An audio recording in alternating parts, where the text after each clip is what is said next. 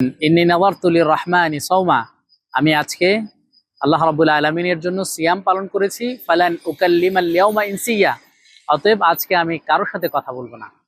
আসসালামু আলাইকুম ওয়া রাহমাতুল্লাহি ওয়া বারাকাতুহু। আলহামদুলিল্লাহ ওয়া সালাতু ওয়া সালামু আলা রাসূলিল্লাহ, আম্মা বা'দ। দূরের এবং কাছের যে যেখান থেকেই আমাদেরকে দেখছেন এবং শুনছেন, সকলকে জানাই আন্তরিক মোবারকবাদ। আমরা খুবই অল্প সময়ে জানবো ইসলামের অন্যতম রুকুন সিয়াম বলতে কি বুঝায়। সিয়াম সাধারণভাবে এটার অর্থ হচ্ছে আল ইমসাক, অর্থাৎ বিরত থাকা, খাবার এবং পানাহার থেকে বিরত থাকা, সাধারণত কথা থেকে বিরত থাকা, এটাকেও সিয়াম বলা হয়েছে। যেমনটা আমরা মারিয়াম আলাইহিস সালামের ঘটনা থেকে জানতে পারি। তিনি বলছেন, ইন্নী নাযারতু লির-রাহমানি সাওমা, আমি আজকে আল্লাহ রাব্বুল আলামিনের জন্য সিয়াম পালন করেছি। ফালান উকাল্লিমাল ইয়াওমা ইনসিয়া, অতএব আজকে আমি কারোর সাথে কথা বলবো না।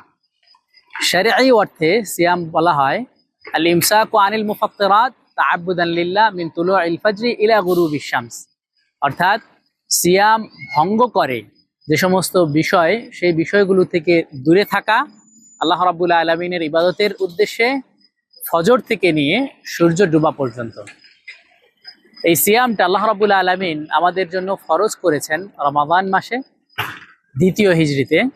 রাসূল সাল্লাল্লাহু আলাইহি ওয়াসাল্লাম তিনি তার জীবদ্দশায় 9টি রমাদান মাস পেয়েছেন।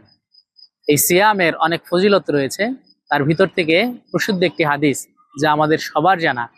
আবু হুরায়রা রাদিয়াল্লাহু আনহু হতে বর্ণিত, তিনি বলছেন, আল্লাহ রাসূল বলেছেন, মান সামা রমাদানা ঈমানান ওয়া ইহতিসাবান গুফিরা লাহু মা তাকাদ্দামা মিন যামবি, যে ব্যক্তি রমাদানের সিয়াম পালন করবে ঈমানের সাথে, সওয়াবের আশায়, আল্লাহ রাব্বুল আলামিন তার পূর্বের সব গুনাহকে ক্ষমা করে দিবেন।